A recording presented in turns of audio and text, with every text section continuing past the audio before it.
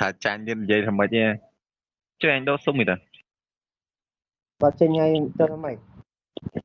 rồi hai nó mày trời lại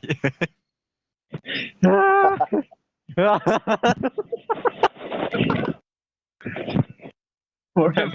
thôi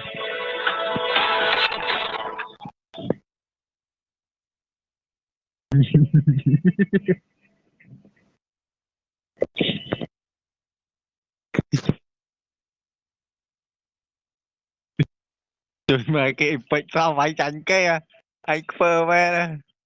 thì nó đâu không để rồi nó đâu rồi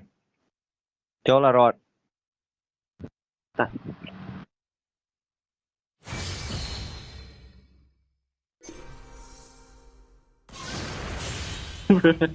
rồi ba của đại vừa bảo chăn lấy cho lươn vào đấy à